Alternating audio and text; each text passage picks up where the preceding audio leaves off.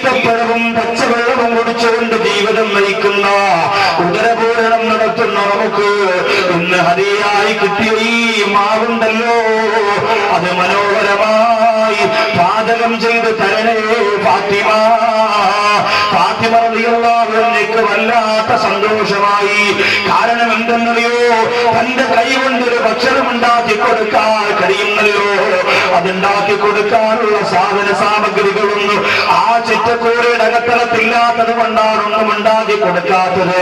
ഉള്ളതിനോടുകൂടി തന്നെ അതിനൊന്നും നേരമില്ലാതെ മെനക്കെടാതെ സമയം കളയുന്ന പെണ്ണല്ല റസൂലുള്ളാഹിയുടെ പൊന്നുമോള് ഫാത്തിമ റളിയല്ലാഹു തആല അൻഹ. അതുകൊണ്ട് അന്നത്തെ നാട്ടിൽ പത്തിരി എന്ന് നമുക്കിന്ന് വിളിക്കാൻ പറ്റുന്ന തരത്തിലുള്ള ആ ഭക്ഷണം ഉണ്ടാക്കുക.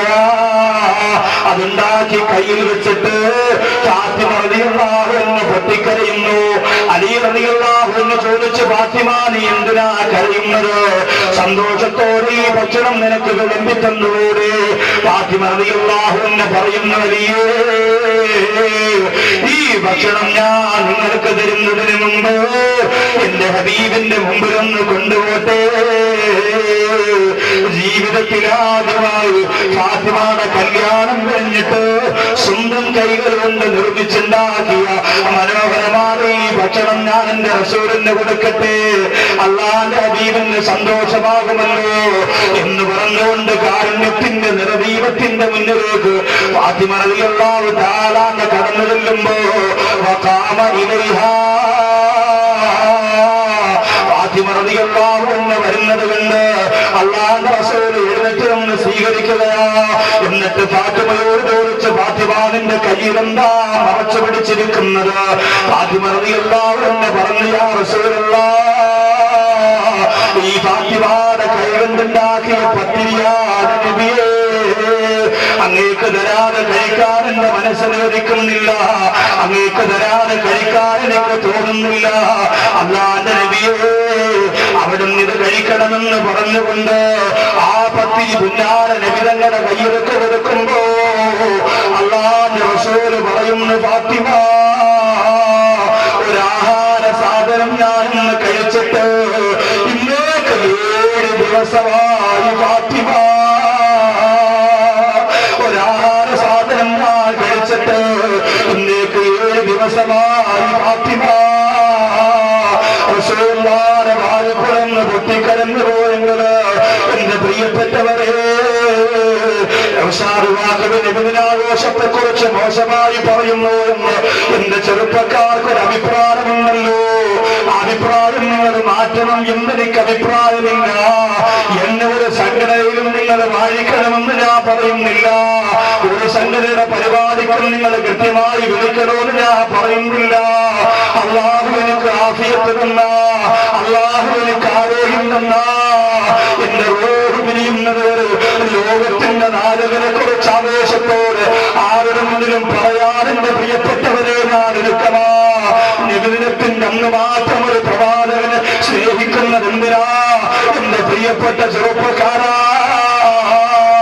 ലോകത്ത് ഏറ്റവും കൂടുതൽ പട്ടിണി കിടന്നിട്ടുള്ളത് ആരാന്ന് ചോദിച്ച മുസ്ലിം സമുദായത്തിന് ഒറ്റ മറുപടിയേ ഉള്ളൂ. അത് ഫലസ്തീനിലെ ഇന്തിഫാദയുടെ മക്കളല്ല, മദീനയുടെ രാജകുമാരൻ നബി മുഹമ്മദ് മുസ്തഫ പച്ചില കഴിച്ചിട്ട് സഹാബത്ത് ആട് കാട്ടിക്കുന്ന പോലെ കാട്ടിച്ച ചരിത്രമുണ്ടല്ലോ. അത് പ്രഭാഷണത്തിന്റെ മുൻപിന് വേണ്ടി പ്രാസംഗികർക്ക് ഉപയോഗിക്കാൻ വേണ്ടി എഴുതി വെച്ചിരിക്കുന്നതല്ല. അല്ലാഹുവിന്റെ ഹബീബിനെ കുറിച്ച് പറയുമ്പോ അത് പറയാതിരിക്കാൻ നിവർത്തിയില്ല. പ്രിയപ്പെട്ടവരെ, റേഡിയോ പോകുന്നവരിൽ നിന്നൊക്കെ പണം പിരിച്ചിട്ട് എന്തിനാ നിബിദിന ചോറ് വെക്കുന്നത്? നിന്റെ കയ്യിലുണ്ടെങ്കിൽ വെച്ചു കൊടുത്താ പോരെ, നിന്നെ കൊണ്ട് കളിയോക്കി വെച്ചു കൊടുത്താ പോരെ. റേഡിയോ പോകുന്ന അണ്ണന്റെയും ചേച്ചിയുടെയും മുമ്പ് കൈനീട്ടിയിട്ട് രസീത് എഴുതി കൊടുത്തിട്ട് ചോറ് വെക്കുമ്പോ എന്റെ പ്രിയപ്പെട്ടവരെ, ഈ മേത്തന്മാർ ഇരുതിന്റെയാണ് പണിയുന്നവരെന്ന് മറ്റ് സമൂഹത്തിൽപ്പെട്ട സമുദായത്തിൽപ്പെട്ടവർ പരിഹസിക്കുമ്പോ മദീനയുടെ മണവാളന്റെ മനസ്സ് വേദനിക്കൂലേ? നിന്റെ ഗുണമെടുക്കണോ, നമ്മുടെ ഗുണമെടുക്കണോ? നമ്മൾ നഷ്ടപ്പെട്ട നീർപ്പൊഴിക്കുണ്ടാക്കിയ പണമുണ്ടല്ലോ, ആ പണമെടുത്തിട്ട് എത്ര ചെറുത് ബിരിയാണി വേണമെങ്കിലും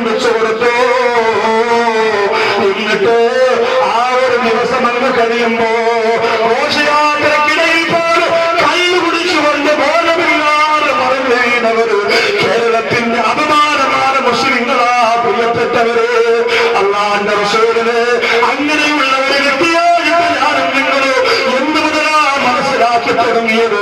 വേണ്ട വേണ്ട, അള്ളാന്റെ ഹബീബിനെ മനസ്സറിഞ്ഞ് സ്നേഹിക്കുന്നവര് വിധങ്ങളുടെ റബീലിന്റെ ഒരു 12 ഉണ്ടല്ലോ. ഒന്നാവുന്ന റബീലിന്റെ ഒന്ന് മുതൽ കണ്ണീരാ. എന്നിട്ട് ഈമാനുള്ളവരുടെ ആഘോഷം കാണുമ്പോഴറിയാ, ഇഷ്ടത്തുള്ളവരുടെ ആഘോഷം കാണുമ്പോഴറിയാ. അവർ 10 20 വയസ്സായ പെൺകുട്ടികളെ അണിയിച്ചൊരുക്ക റോഡിലൂടെ നടത്തില്ല. അവർ 20 25 വയസ്സായ ചെറുപ്പക്കാര് സിനിമാറ്റിക് ഡാൻസ് പോലും തോക്കുന്ന രീതിയിലുള്ള ദഫ്മുട്ട് നടത്തുന്ന ബ്രേക്ക് ഡാൻസ്. നിബിദിനത്തിന് എന്റെ പ്രിയപ്പെട്ടവരെ, നിബിദിനത്തിന് ഒരു പാട്ടിടാ. ഒരു പോതന്നാ നീ എന്റെ കൂടെ പോരുമോ? നബിയോട് ചോദിക്കാണ്, ഒരു പൂതന്നാ കൂടെ ഒരു. നബിദിനത്തിന് നമ്മുടെയൊക്കെ പള്ളികളുടെ നടകളിൽ, റോഡുകളിൽ, വീടിന്റെ ജംഗ്ഷനുകളിൽ പ്രിയപ്പെട്ട സഹോദരിമാര് നാണം മറച്ചും മറയ്ക്കാതെയും വന്നു നിന്നതൊക്കെ കാണുമ്പോ അള്ളാഹുവിന്റെ റസൂലിനെ അങ്ങനെയാണോ പ്രീതിപ്പെടുത്താറുള്ളത്? നബിദിനം നിങ്ങൾ ആഘോഷിച്ചു, ഒരിക്കലും ആഘോഷിക്കേണ്ട ഞാൻ പറയില്ല. പക്ഷെ അതിന് ചില നിയമ സംഹിതകൾ നമ്മൾ ഉണ്ടാക്കി വെച്ചേ പറ്റൂ. അല്ലാതെ അങ്ങ് അലങ്കോലമായിട്ട് ആർക്കും അഴിഞ്ഞാടാനുള്ള ഒരു ദിവസമായിട്ട് നമ്മളങ്ങ് തുറന്നു കൊടുക്കരുത്. അള്ളാഹു കാത്തിരക്ഷിച്ചു. ഓരോ മഹലിലും അതിന്റെ അടുക്കും ചിട്ടയും ആവശ്യമാണ്. ഓരോ മഹലിലും വേണം, എല്ലാ മഹലിലും വളരെ അടുക്കും ചിട്ടയോടും കൂടി മയത്തോടു കൂടി വേണമായ പരിപാടി നടത്തണം.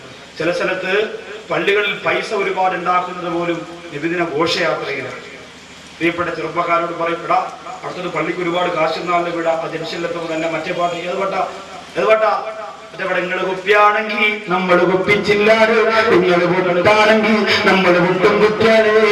ഞാനിപ്പത്തും 10 വിട്ടാണ്, നിങ്ങൾ പോയി വയ്യപ്പാരാണ്. വേണ്ട മോനെ കളി വേണ്ട, അത് തന്നെ ഞാനും പറയണേ. വല്ലാണ്ടാവും ഈ കളി, അപകടമാണ്. മാപ്പിളപ്പാട്ടിനും അല്ലെങ്കിൽ ദഫ്മുട്ടിനും ഒക്കെ ഇതേ ഉള്ളൂ. നമുക്ക് എത്ര റഹ്മാൻ വരെ തോറ്റുപോകുന്ന സംഗീതം ഇട്ടിട്ടല്ലേ നിബിധങ്ങളെ നമ്മൾ വിളിക്കുന്നത്. അതുകൊണ്ട് എൻ്റെ പ്രിയപ്പെട്ട കൂട്ടുകാരോട് പറയാം, എൻ്റെ ശബ്ദം ശ്രവിക്കും. പ്രവാചകനെ കുറിച്ച് ഞാനിത് പറയുമ്പോൾ ചില ആൾക്കാർ പറയും ഉസ്താദ് ബാക്കവി സുന്നത്ത് ജമാഅത്തുകാരനല്ല. ആ ആൾക്കാരങ്ങനെ പറഞ്ഞോട്ടെ, അതിലെനിക്ക് ഒരു സങ്കടവുമില്ല. ചില ആൾക്കാർ പറയും സുന്നത്ത് ജമാഅത്ത് എന്ന് പറഞ്ഞാൽ എന്താ നമ്മളൊക്കെ കരുതിയിരിക്കുന്നത്? എൻ്റെ മുന്നിൽ പല സംഘടനയിൽ പ്രവർത്തിക്കുന്നവരുണ്ട്. നമ്മളെന്താ കരുതിയത്? നമ്മളെന്താ സുന്നത്ത് ജമാഅത്ത് എന്ന് പറഞ്ഞാൽ കരുതിയത്? ഒരു നിബിധനത്തിൽ നിന്ന് രാവിലെ മുതൽ രാത്രി വരെ നമ്മൾ റോഡിൽ കിടന്ന് അഴിഞ്ഞാടുന്നതാണ് സുന്നത്ത് ജമാഅത്ത് എന്ന് പറഞ്ഞാൽ. മദീനയിലേക്ക് ചെന്നിട്ട് തിരിച്ചു വരണം, അപ്പോഴാണ് സുന്നത്ത് ജമാഅത്ത് കിട്ടുക. അവിടെ ഒന്ന് പോയിട്ട് വരണം. നമ്മുടെ നാടും നഗരവും ഒന്നും കണ്ടതുപോലെയല്ല എൻ്റെ പ്രിയപ്പെട്ട സഹോദരങ്ങൾ. അള്ളാന്റെ ഹബീബിനെ യഥാർത്ഥ സ്നേഹം മനസ്സിൽ നിന്ന് വരുന്ന ഒരു നബിദിനാഘോഷം ഓരോ പള്ളികളിലും ഓരോ ഉസ്താദുമാരും ഓരോ പള്ളി പരിപാലകരും നേതൃത്വം കൊടുക്കേണ്ടത്. അല്ലാതെ ഇന്നലെ വരെ പള്ളിയിൽ കയറാത്തവരും അടിയുണ്ടാക്കാനും ബഹളം വയ്ക്കാനുള്ള ഒരു ദിവസമായിട്ട് അതിനെ നമ്മൾ അങ്ങനെ അടിച്ചു വിട്ടുകൊടുക്കരുത്. അള്ളാന്റെ ഹബീബിനെ മറ്റുള്ളവർക്ക് ചവിട്ടിത്തേക്കാൻ ഞാനും നിങ്ങൾ വിട്ടുകൊടുക്കരുത്.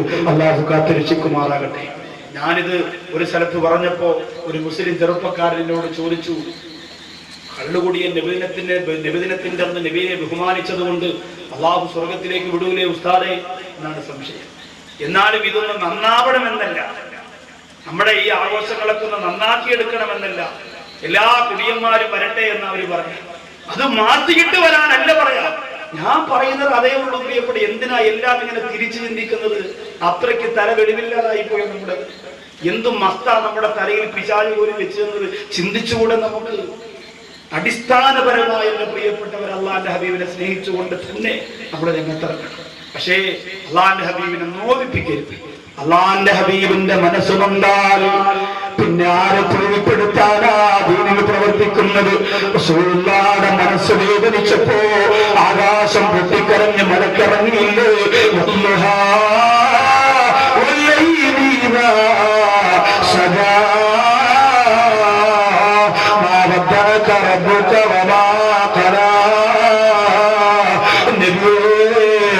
കുറേ ദിവസം വഹിയിറങ്ങാതിരുന്നതുകൊണ്ട് അന്ന് മനസ്സ് വേദനിക്കണ്ട നബിയേ.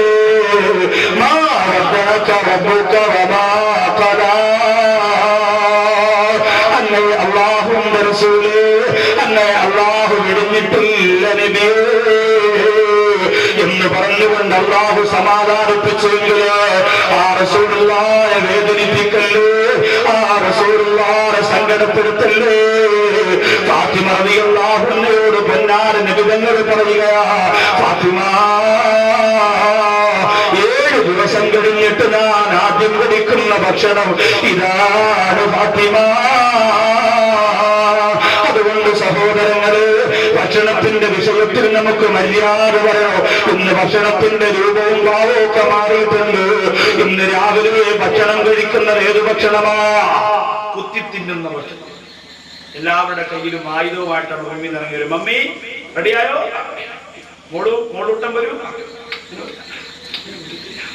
പണ്ട് പഴങ്കഞ്ഞി ഉരുട്ടി അടിച്ച വാപ്പാറ ചെറുമക്കളുടെ കാര്യമായി പറഞ്ഞു. ആ ഒരു അവസ്ഥയാ. അങ്ങനെയൊന്നും കഴിക്കണ്ടെന്നല്ല, ഞാൻ ആഹാരത്തിനോട് ചില മര്യാദയുണ്ട്. എല്ലാവർക്കും ഇഷ്ടമെന്താ? ബുഫേ. പാവപ്പെട്ട ഭർത്താവിന്റെ ഭാര്യ കല്യാണത്തിന് പോയി വരും. ഭർത്താവ് ചോദിക്കും, എന്തായാലും അവിടെ ഭക്ഷണം? അവിടെ ഭക്ഷണം ബുഫേ. നിന്നുകൊണ്ട് ഇഷ്ടമുള്ളതെടുത്ത് കഴിക്കാം. അതാണ് ബുഫേ. അതാണ് എല്ലാവർക്കും ഇഷ്ടം. അതുകൊണ്ട് എന്റെ സഹോദരങ്ങളെ, ഭക്ഷണത്തിൽ നമ്മൾ നിയന്ത്രണം വരണം. മര്യാദയ്ക്ക് പിന്നെ ഈ രീതിയോട് മര്യാദയോടുകൂടി അടിമ ഒരു യജമാനന്റെ മുമ്പിൽ ഇരിക്കുന്ന ബഹുമാന